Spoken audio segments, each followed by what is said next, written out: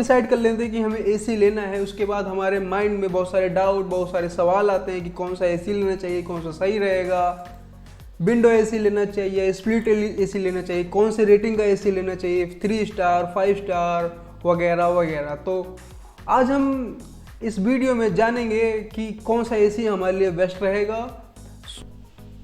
तो मैं आपके लिए कमाल का air conditioner buying guide video लेके आया हूं, जिससे आपके सारे सवाल, सारे डाउट्स का आंसर मिल सके।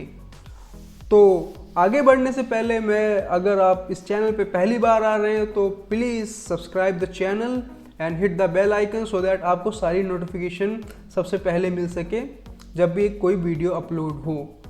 और चलिए आगे बढ़ते हैं फिर। तो सबसे पहले हमारे माइंड में आता है कि एयर कंडीशनर किस टाइप का होना चाहिए। That is air conditioner type किस टाइप का होना चाहिए। वो एक विंडो एसी होना चाहिए लाइक दिस, या एक स्प्लिट हैंड एसी होना चाहिए लाइक दिस। तो हम इस कंफ्यूजन को भी दूर करते हैं। जो विंडो एसी होता है उसमें एक ही यूनिट में सारा जो एसी का सिस्टम है वो असेंबल्ड होता है। जैसे कंप्रेसर हो गया, आपके फिन्स हो गए, आपके फैन हो गए, आपका एग्जॉस्ट हो गया, सब कुछ उसमें असेंबल्ड होता है। वो सिर्फ एक यूनिट होता है।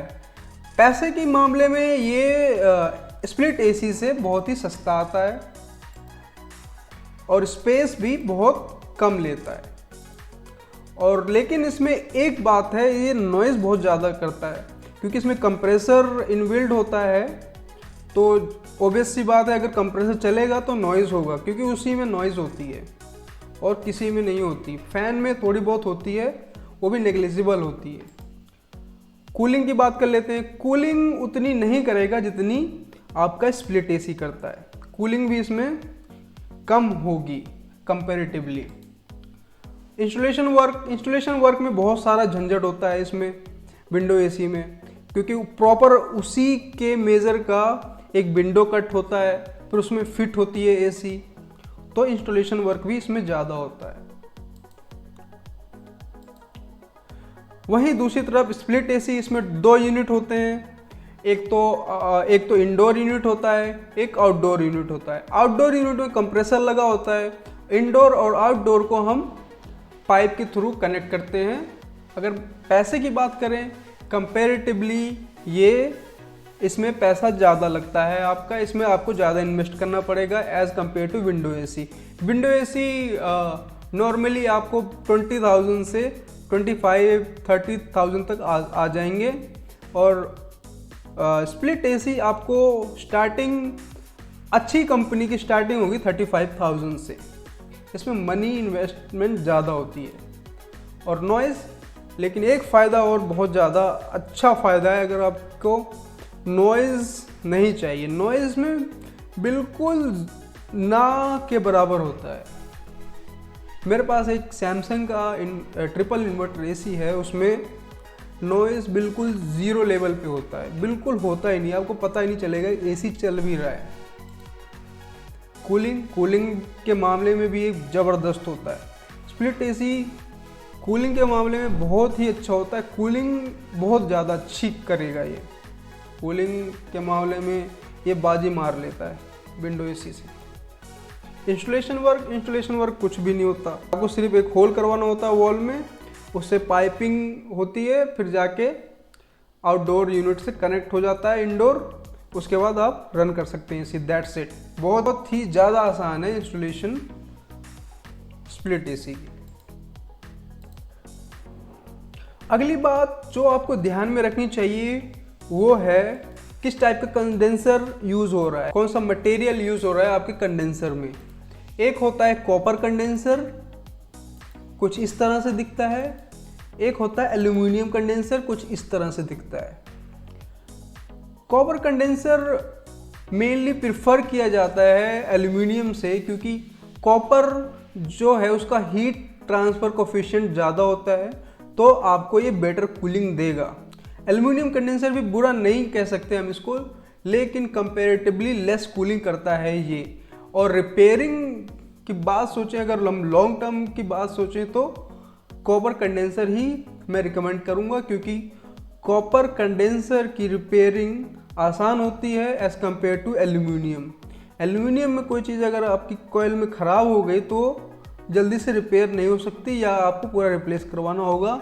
वहीं कॉपर कंडेंसर में इजीली रिपेयरेबल है और कूलिंग बहुत ही अच्छा प्रोवाइड करता है, तो इसमें विनर है कॉपर कंडेंसर। कॉपर कंडेंसर ही आपको लेना चाहिए।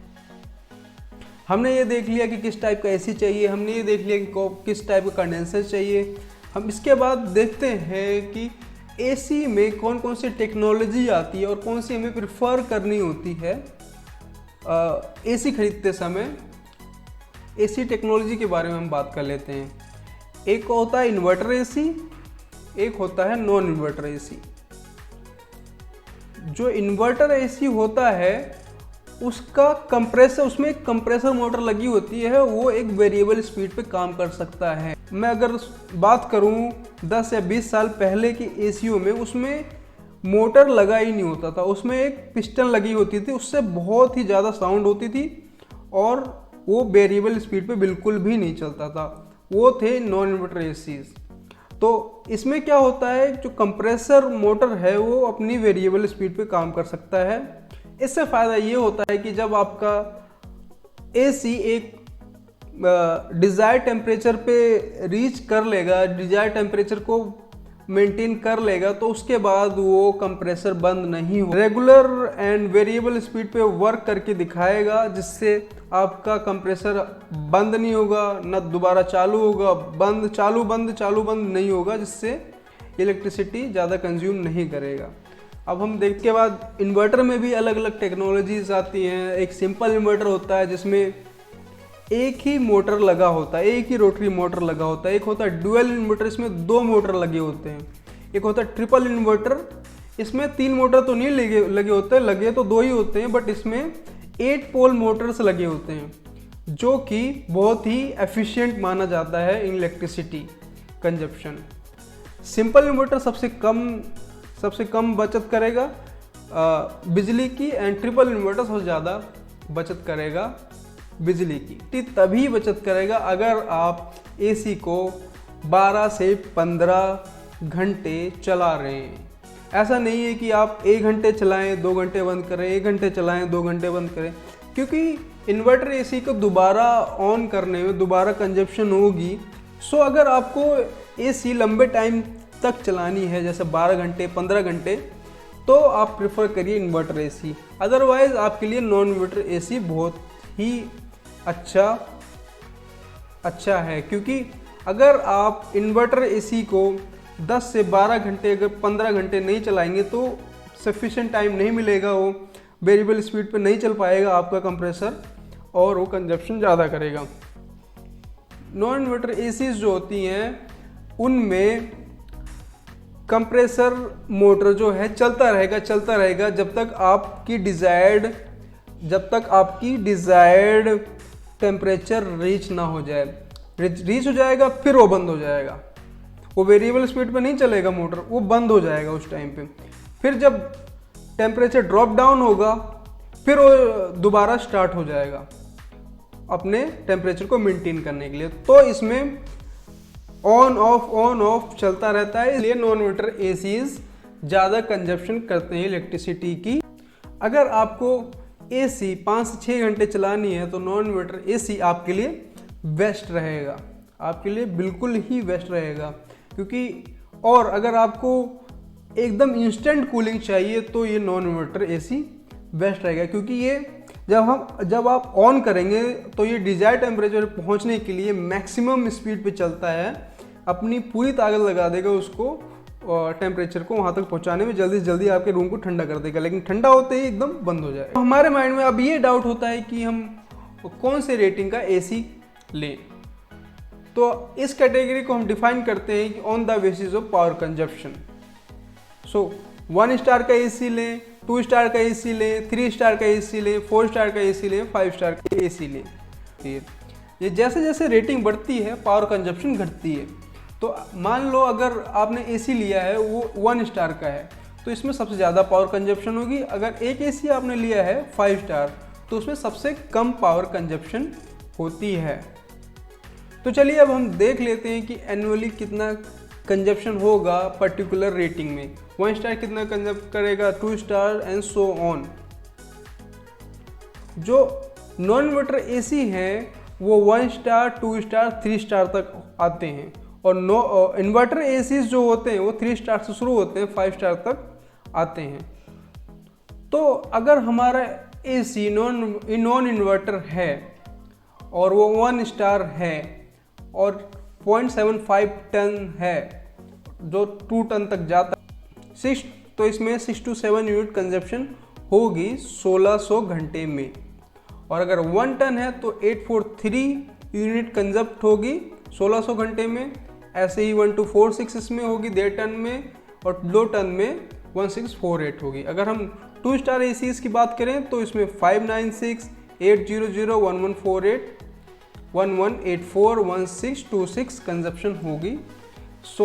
ये सारी कंजप्शन होगी। 4 स्टार में इतनी कंजप्शन होगी अकॉर्डिंग टू द टन हम देखेंगे आगे कि क्या होता है, टन एक्चुअली होता क्या है एसीज में। 5 स्टार में ये सारी चीज़ें आ जाती हैं। तो आप इस टेबल को नोट कर सकते हैं और इसके अकॉर्डिंग आप अपना एसी चूज़ कर सकते हैं। तो हमें अगली चीज़ क्या ध्यान में रखनी है, हमें ये ध्यान में रखनी है कि किस टन का एसी हमारे एरिया के लिए सफिशिएंट होगा। सो अगली कैटेगरी है on the basis of ton capacity.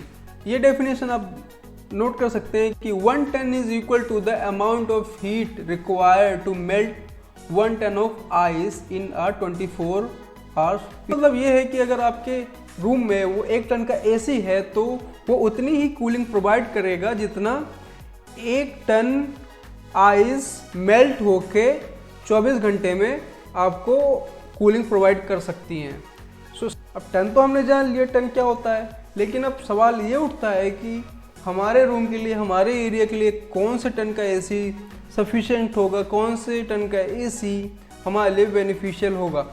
तो जैसे कि फॉर एग्जांपल मेरा रूम 150 स्क्वायर फीट का है, तो इसमें मैंने 1.5 टन का एसी लगाया हुआ है, तो ये उसके लिए बिल्कुल ही सफिशिएंट है और अच्छी कूलिंग प्रोवाइड करता है। जैसे आपका रूम का साइज़ 9x10 है या 90 स्क्वायर फीट तक है, तो आप 1 टन कैपेसिटी वाला एसी ले सकते हैं, वो बहुत ही सफिशिएंट होगा। अगर आपके रूम का साइज़ 10x11 है या फिर 110 स्क्वायर फीट है तो 1.2 टन का एसी सफिशिएंट होगा। अगर आपके रूम का साइज़ या एरिया जो है आपके रूम का वो 150 स्क्वायर फीट है तो 1.5 टन का एसी सफिशिएंट होगा। अगर उससे ज़्यादा है, जैसे 200 स्क्वायर फीट तक है, तो 2 टन का एसी सफिशिएंट होगा। अगर इससे भी ज़्यादा है, जैसे 400 स्क्वायर फीट का एरिया है, जैसे हॉल वगैरह है, तो वहाँ आप 2 एसीज लगा सकते हैं, क्योंकि एक एसी 2 टन का सफिशिएंट नहीं होगा। अगर बड़ा एरिया है तो हमें ज़्यादा एसीज लगाने पड़ेंगे।